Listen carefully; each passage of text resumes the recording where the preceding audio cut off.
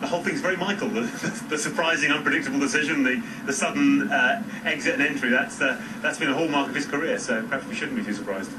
He leaves the BBC before sorting out an increase in the licence fee. It would have been entirely improper for me to have continued at the BBC knowing I was going to take this job, and then on the day after the licence fee is settled, in ta-ta chaps, I'm off to ITV. I think that might have raised a few eyebrows. And changing channels will be very profitable. His basic salary at ITV is 6 times what he earned at the BBC. Ian Woods, Sky News. Well, Steve Barnett is in our central London studio. He's Professor of Media at the University of Westminster. Stephen, welcome to you. Thanks for joining us on the programme tonight. I'm noting that the media diary on the Guardian website, that ever worthwhile reading tome of media gossip, is saying that when Michael Grade was asked today to name his favourite ITV shows, he struggled a bit. Is he really the man to put the channel right? Yeah, it's the perennial trick question. I mean, he really ought to have boned up on his TV Times before he did that interview. Politicians are asked it all the time. But yes, I mean, he may have not prepared very well for that interview, but I think he's the right man. ITV has been in the doldrums now for several years. It doesn't need an accountant, it doesn't need a grey-suited bureaucrat. It needs someone who is a good entertainment entrepreneur.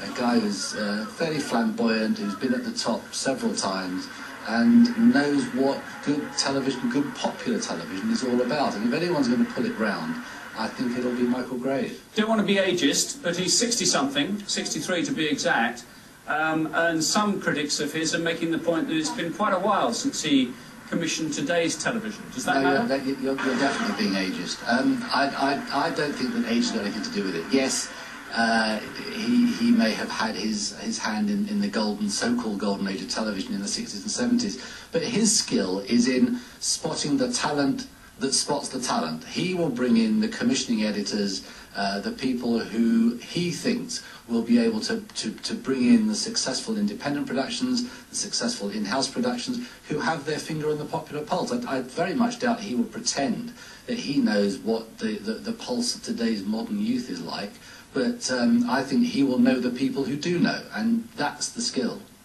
Can I just win a bet here? Paul Benson writes to us and puts an email saying, talk about flogging it to death. No one's interested except you broadcasting lovies. Don't think I've been called a lovey before. That's great, Paul. People have more important things in their lives. Please move on. But to take balls... Oh, he puts, and I don't expect you'll read this one out, so I've just sort of won the bet by reading it out. But Stephen Barnett, it is important, isn't it, in the sense that it's...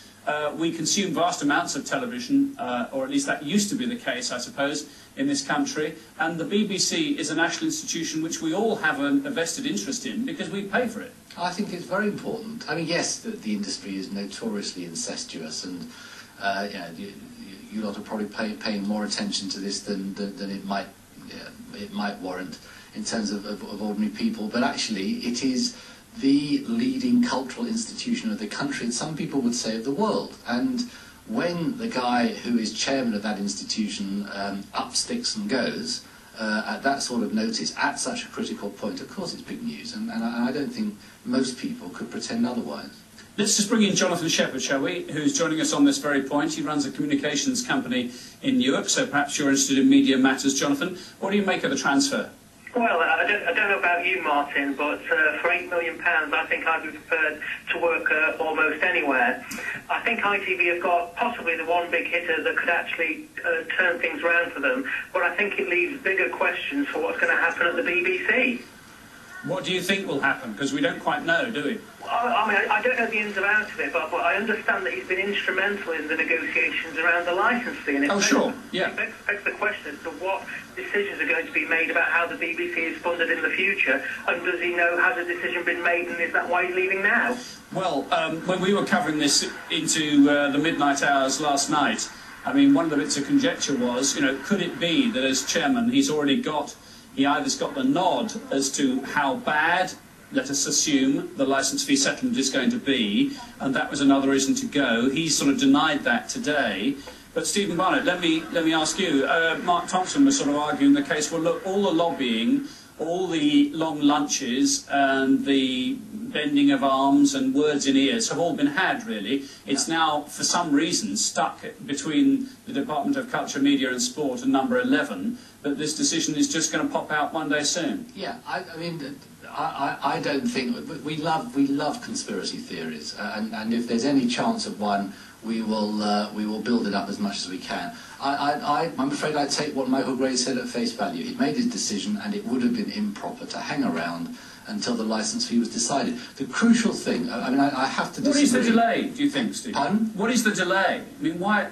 All the lobbying's been done. Yeah, why can't they announce the darn thing? Oh, because there's a furious struggle going on between the Treasury and the DCMS. I don't think there's any secret there. The Treasury does not want... It wants to hold all its... It wants to keep inflation as low as possible, and if there is a very public settlement which is above the rate of inflation, it doesn't like it. Can I just say one thing? I think it's wrong to say that this is bad news for the BBC. I think that fundamentally misunderstands what Gray has done and what the new BBC Trust is about. He has effectively marshalled with Thompson the renewal of the charter and the licence for the next 10 years.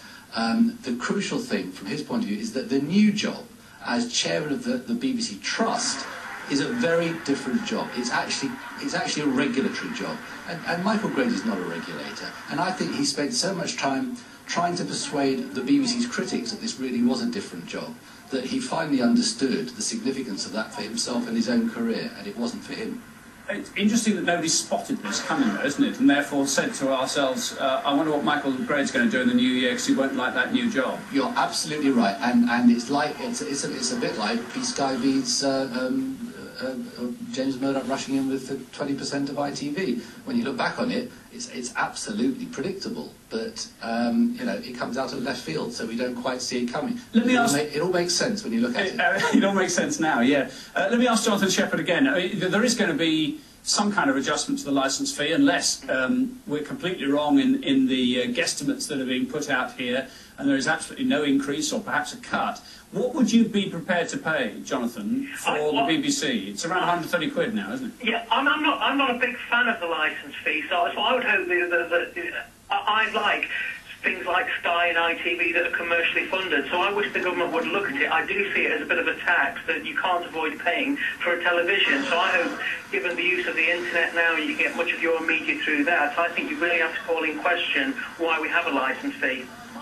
I mean, that's an argument, perhaps, it's interesting to rehearse, Stephen Barnett, but it's a bit pointless, because the principle of the licence fee, we understand, has been secured for another 10 years. The government's made that perfectly clear in its white paper, and it's not because the government decided on a whim, it's because that is what more than 80% of the population wanted, and there are two separate studies that have been produced now, demonstrating that the vast majority, by which I mean more than 80%, are prepared to pay more than the current licence fee because they believe that the BBC offers that sort of value for money. So, you know, the people who say, let's get rid of it or let's pay less are actually in a pretty small minority. Except the man at number 11 Downing Street.